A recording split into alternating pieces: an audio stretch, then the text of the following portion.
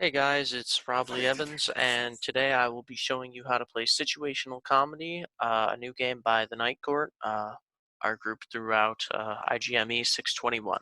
It supports 3 to 6 players, and the overall theme is that each character or each player is a character in a sitcom, and you need to keep your rating as high as possible over the course of the season, which is 8 episodes or 8 rounds. So first is the components. We have, we have these cards right here. These cards are the personality cards. They have a symbol on them as well as their name. Uh, there are 4 different types of personality uh, cards, and they are social, conscience, intellect, and luck. And they will be used throughout the game to complete objectives as well as use abilities and complete personal objectives as well. So after that, we have the personality tokens, and the tokens basically act similar to the personality cards, but they are temporary. Once you use them, they are used, and yeah, you can't use them again. They're generally given out through abilities like advice, which we will get to in a moment, as well as joke, which again, get to in a moment. All right, and that moment has arisen, and here we are with abilities. So abilities are not really in decks, but each character gets one base or one of each base ability, which are these 4 right here: uh, joke, advice, montage, and lucky break. And there are also more advanced abilities, and they are mock, I know a guy, learning from others, laugh track, teach, and flashback. Each person gets one of each base ability, and then each person also gets one of these special abilities.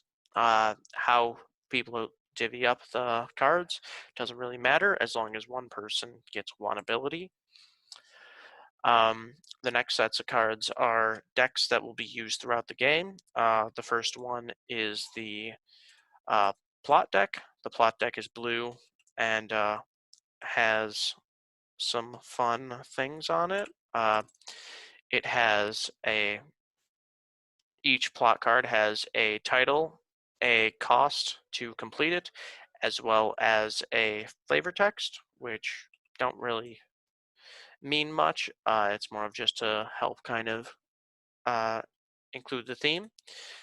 Then there's the character arc problems, or character arcs, which are very similar to the uh, plot cards, except they are personal. So while the plot cards are group challenges, the personal ones, well, are personal. Only you can contribute to them, and you have to finish them before the end of the season. The next cards are the critic cards, which are the green deck, and they have uh, basically bad ratings on them. So critic cards are gained when players do not solve a problem or a plot, and it will decrease the rating score of the overall group. Uh, these can be avoided by completing all of the problems each round, and actually doing that will give a bonus to the score. The score actually begins at 12 and will increase and decrease based off of these writing cards and how many problems the characters solve. So for setup, you basically want to do it somewhat similar to this. You want to make sure that the decks are shuffled. So I will go ahead and do that right now, just so that, well, yeah, have more randomness. After the decks are shuffled, each character gets one of each ability, as well as one of each base ability, as well as one of each personality card. So I'm just going to do this so that it will be easier to demo later on. And each person also gets one of each or one special ability, not one of each. I will go ahead and grab I Know a Guy for mine, even though I'm not actually playing, just to simulate the setup. So Now that people have the abilities, we can start getting into the core loop. Actually, before the core loop, I will go over what each ability does. So, Joke, it is one of the base abilities, and it costs 2 social, which is right here, and it will give a personality token of your choice. So, personality tokens, once again, are these cubes right here, and they are temporary mana. So, by tapping two social right here, uh, which tapping is just flipping sideways, um, you will be able to give yourself 1 token of any kind. Generally, using it to get another social isn't very useful, but can be done. I will just grab another intellect, and you can kind of put it whatever. I tend to leave it near the personality cards of that type. And that's basically what Joke does. It gives you 1 temporary mana. So for the next one, Advice. Advice costs 1 conscience as well as 1 other type. So Advice will give a personality token based off of the other type that you tapped to a player of your choice. So you tap 1 conscience and the Advice. Also, I think I may have not mentioned this, but every time a player uses an ability, they tap the ability as well, and it cannot be used if it is tapped. All right, so back to Advice. Advice is you tap 1 conscience and 1 other type, or that other type can also be a token. So I'm just going to tap that token because that is easiest for me. And because I tapped an intellect with the conscience, I give 1 intellect token to another player, and they have that until they use it. Tokens will be had until used, so don't have to worry about them disappearing. Uh, it's actually a good way to kind of conserve some personality if you need it for, if you think you'll need it for the next round. So anyways, on to Montage. Montage works similar to Advice, where you have to tap an additional card. Um, so when you do that, you gain 1 additional card of that type, but it does come in tapped. So if I tap Intellect and Luck, I will gain another Luck card, but it is tapped, so it will not be usable until the next round. Yep, and that's basically Montage. Sorry, I'm trying to just get those back to the way they were. All right. So the next one is Lucky Break. Lucky Break costs 1 luck and will untap 1 ability or 1 personality card that is tapped. So say the montage that I used, or the advice that I used, it tapped, whoops, I can no longer rotate that or anything for that matter. So, all right, there we go. Problem solved, I guess. So, say montage is tapped and my intellect and my socials are tapped because I montaged a social. I can tap Lucky Break and 1 luck, and I can untap 1 of the other things. So I can untap the intellect if I so chose, or I could untap 1 of the socials and possibly contribute to another problem with that social. So basically, Lucky Break is just a way to regain tapped abilities and personality. All right, and now on to the special abilities. So Mock, it is a cost of 1 social, and you get to choose an untapped ability from another player, including the special abilities, and you can pay the cost of that ability and play that ability. So basically, if I have Mock and I already tapped my Lucky Break, but I still have 1 luck left and someone else still also has their Lucky Break, I can tap Mock, the social, and the luck and use Lucky Break. So Lucky Break resolves for me only. So the ability that you're using activates on you unless it says it gives it to another player. So if you were to activate Advice with Mock, you would still give that token to another player. But if you were activating Montage, it works on you. So because I used their Lucky Break, I could untap, uh, let's say my Lucky Break ability. That way I can use it again and possibly be able to get more mana that way. So that was Mock. The next one is Laugh Track. Laugh Track is very straightforward. You tap 2 social and you add 1 to your rating score. Pretty good if you feel like you're falling behind or just want to reach a new high score. The third ability is I Know a Guy. I Know a Guy allows you to discard one of the problems or plot cards that has no personality towards it, and it'll allow you to basically replace a problem that you think you can't beat. So I'm just going to draw 2 problem cards. For example, if I have family member passed and runaway pet, this is actually perfect for example. Um, there's a lot of conscious on this. So if this is second round, it's very unlikely that the table will have 5 conscience. So I could just use the I Know a Guy, tap it, and 1 luck, and I could discard the family member passed and draw a new one. Whoops. Now, unfortunately, I got one that will probably not be too easier, or not too much easier,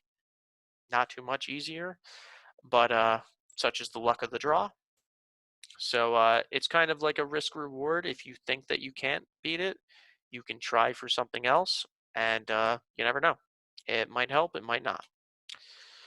The next one is Teach, which works very similar to Montage. You tap 1 intellect and 1 other personality card. Whoops. So let's just say luck, and the person with the least amount of character personality cards gets a personality card of that type. So say Hammer, one of the other group mates, he hasn't montaged at all. He has the least amount. He gets a luck because I taught him how to be lucky, I guess. That card also does come in tapped for him still, just like Montage. So it is also something that you kind of have to use strategically. If you need the mana that instant, it's not best to use that. But it can be very helpful when increasing the total amount of personality at the table. The next ability is Learning from Others. It costs 2 conscience, and you get to gain personality tokens based off of the personality spent on the last person's turn. So basically, if a person used Laugh Track on their last turn, you will gain 2 social tokens. If a person contributed to Runaway Pet, 2 conscience, you gain that 2 conscience back. Kind of like not a good use for that, but if you want to, you can. You can also do it for montage. Like if someone montaged, you need more intellect. Boom, you get an intellect and 1 other type. So it can be very strategically powerful in terms of getting more personality at the table. Not the most strong card because it really depends on what the last person did. So you need to coordinate well. So yeah, uh, still pretty good to use. The last ability is Flashback, which will allow you to skip to any person's turn. It costs 1 luck. So this may seem like an arbitrary ability just because turns will go indefinitely until no one can continue, but that's actually why it is strong, because if someone cannot do something on their turn, the episode automatically ends whether the problems have been solved or not. So it's good to have this ability if you need to jump over a person, because if a person has to end the problem prematurely, you could be facing critic cards, which could lower your score and make you potentially lose if you have to draw more than 1. So yeah, it can be pretty powerful at times. All right. So I basically described how everybody, or all of the abilities, and how to set up. So I will get into gameplay now. So at the beginning of the first round, a player will be decided to go first. It doesn't really matter how. Like basically, uh, similar to the problems, it's or the special abilities. It's not that big of a deal who goes first. It will determine uh, basically nothing throughout the game. Just whoever goes first goes first. So on a player's turn, or I should say, at the beginning of a round, a number of problem cards will be drawn and flipped over to see how everything will be done for the round. So in round one, say this group drew favorite hangout closing. Um, they will have to pay the cost and complete the problem before everybody runs out of things to do, basically. So that problem is on the field. Now it will go to the first player's turn. So on a player's turn, they can do three things. They can contribute to a problem, use an ability, or contribute to a player arc. Actually, that's one thing I forgot. At the beginning of the game, people will also draw a character arc, which they must complete by the end of the game, or it will count as a negative or a critic card at the end of the game. So it's kind of like a looming problem. Not super difficult to get out of the way, but it can be difficult if people are not playing effectively because it is resources that have to be used. So anyways, back to round one. So first player's turn. Let's say it's me. I can do three things. I can contribute to a problem, use one of my abilities, or contribute to a character arc. So for this card, it needs one of each type of personality. So I could just full on just social, pass it to the next person. This now has one social taken care of. It's easy to use tokens just to place them on the card, but as long as everybody knows that one social has been taken care of, nothing's a big deal. Alternatively, I can also use an ability instead. So I could have montage and instead increase my social by one and get a tapped card and pass it to the next player's turn. So play will continue on until it reaches a player who does not want to do anything or cannot do anything, and in which case they will end the episode as their turn, which is kind of like the fourth thing that they do, but it's more of just a end of round type thing.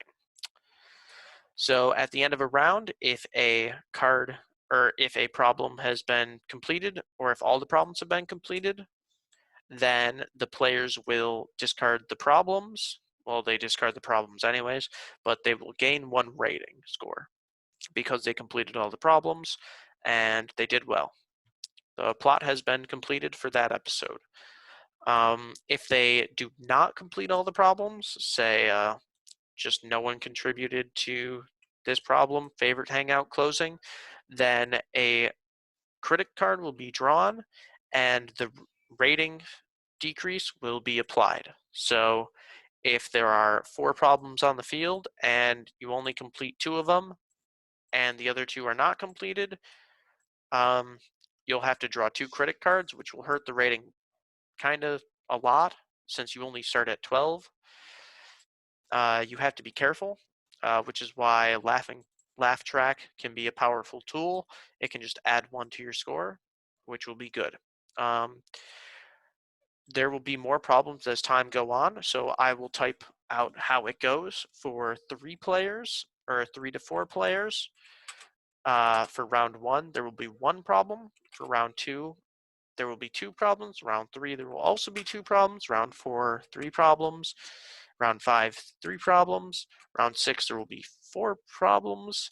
And then round 7 will have, or round 6 will have 4 problems. Round 7 will have 7 problems, but any problems in round 7 will carry over to round 8.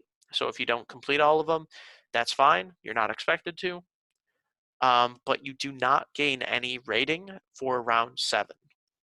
So if you cannot for whatever reason, complete any problems in round 7, you will be very hindered in round 8, which is not good. So there is the score for that. That's for 3 to 4 players. I will just kind of leave that up. Uh, for 5 to 6 players, you basically just add 1 to all of those, just so that it's a little bit more complicated for more players, because if you just have more resources, it'll be easy. So it'll be 2, 3, 3, 4, 4, 5, 8, and then nothing for the last round because they'll just carry over. And that's how the problems will be determined, the number of them, at least. So basically, oh, also at the end of the game, if there's any more character problems, or character arcs, if anyone has a character arc left, say only 2 people completed theirs and 2 people didn't, that is also two critic cards right there, because there are technically problems still around at the end of the game, and that could actually make or break the game. So I keep showing these two, but there are 3 uh, types of rating cards. There's ones that do -2 and -3 and -4. I just so happen not. There we go. So there's -2, -3, and -4. They all are basically random. There's more probability to get 2s and 3s than 4s, just because fairness to the players. They all have flavor text, and that basically just kind of influence the game in no real way, just kind of make the theme more relevant. But yeah, and they have a name which also just kind of is irrelevant. It just kind of flushes out the game more. So basically, at the end of a round, back to rounds, at the end of a round, any tokens still stay with everybody. Any tapped cards get untapped, and any problems that are still out get negative or get critic cards, and the round resets. So then the next round will begin, and it will start with the player after the person who ended the last round. So if, say, Aaron ended the round and he was sitting over here, I was sitting right here, whereas I am, and Hammer sitting there. If Hammer ended the round, then because he couldn't do anything, Aaron would go. If Aaron ended the round, I would go. If I ended the round, Hammer would go, and so on and so forth. That's just how it goes. You get variable starting, unless for whatever reason you don't, but it can kind of just go based off of players' choices.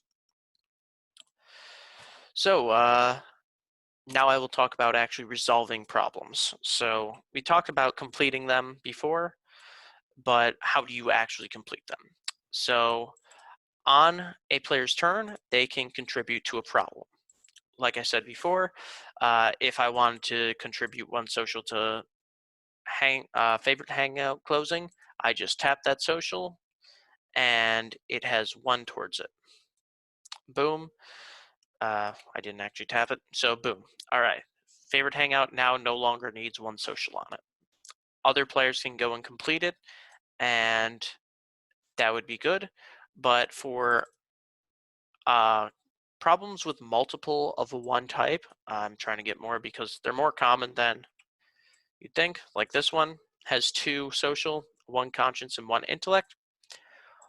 1 person has to do all of each type. So 1 person has to do 2 social to this, 1 person has to do 1 conscious, and 1 person has to do 1 intellect.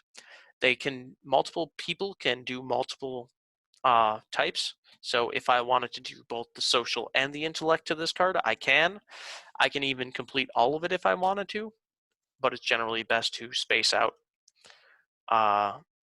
who is doing what, because the more that you space out, the more likely you are to complete all the problems. For Hangover Blackout, you basically have to have 1 person do it.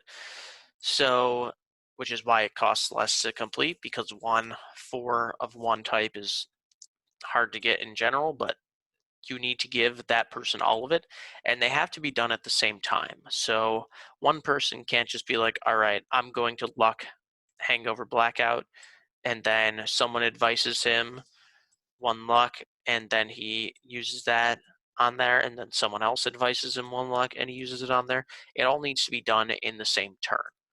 So for other things, it's fine. You can just go one conscience, boom, one luck, boom, one intellect, boom. But for one type, it needs to be all done at once. Also, you can only add one type to a problem on a turn. So like you can't add all of your cards to this one at once. You have to go through it by turn, so you can only add one social or one luck or one conscience, etc. So yeah, um, that's pretty much it. You gotta resolve the cards in resolve problems in a similar way, except you don't need to do all of it at once. You can add just one luck at a time. You can add just one conscience at a time, because dealing with those and uh, problem or plots at the same time can get kind of tricky. If you have to use two of one type on this one and two of one type on that one, makes it kind of difficult. But yeah, uh, that's basically how you play. After round 8 is completed, if you have a score rating above 0, you win. It's good to try and get a higher score rather than a lower score.